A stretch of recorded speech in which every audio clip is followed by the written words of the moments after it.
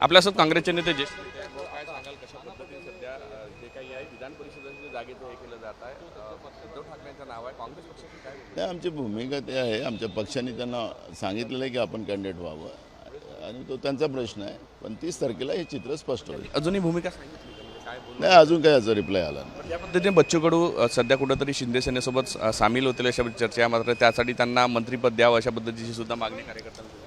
तो त्यांच्या पक्षाचा प्रश्न आहे, त्याच्यामुळे त्याच्यावर आम्हाला प्रतिक्रिया देण्याचं कारण आहे. पण आज जी काही अवस्था आहे देशाच्या सरकारमुळे आणि राज्याच्या सरकारमुळे ती शेतकऱ्यांची वाताहत झालेली आहे, बेरोजगारी मोठ्या प्रमाणात वाढलेली आहे, महागाई वाढत चाललेली आहे.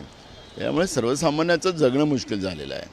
त्यामुळे या सरकारची काय परिस्थिती आहे हे आपल्या सगळ्यांना माहिती आहे. त्याच्यामुळे मला असं वाटतं की तो त्यांच्या पक्षाचा निर्णय आहे. त्यांनी काय करावं तो त्यांचा. कर्जबाजारीसाठी त्यांनी एवढं मोठं आंदोलन उभं केलं आणि आता ते सत्तेसोबत जात आहे कसं तो त्यांचा प्रश्न आहे. त्याच्यामुळे मला त्याच्यावरची प्रतिक्रिया देण्याचं काही कारण नाही. पण ज्यापासून शिंदे सेने नाराज असल्याचं दिसतंय आणि त्या पद्धतीने बच्चू कडू त्या सरकारमध्ये मारामाऱ्या चालल्याच आहे. विधानसभेमध्ये मुख्यमंत्री उपमुख्यमंत्री भांडताना महाराष्ट्राने पाहिलेलं आहे. त्यामुळे आणि बाहेरही आता मंत्री आणि भाजपच्या लोकांची काय भांडणं चाललेलं आहे तेही आपल्याला सगळ्यांना माहिती आहे. त्यामुळे हा सरकार फक्त जनतेचा पैसा लुटायसाठी त्या ठिकाणी बसलेली आहे. राज्य कसं कर्जबाजारी करता येईल त्याच्यावर त्यांचं काम चाललेलं आहे आणि लुटायसाठी हे सरकार आहे, जनतेसाठी नाही. शेवटचा प्रश्न भाजपला डिवसण्यासाठी कुठेतरी बच्चू कडूंना घेतलं जात आहे. आम्हाला त्याच्यावरची प्रतिक्रिया द्यायचं कारणच नाही. मला असं वाटतं की तो त्यांचा प्रश्न आहे, त्याच्यावरची प्रतिक्रिया देण्याचं कारण आहे.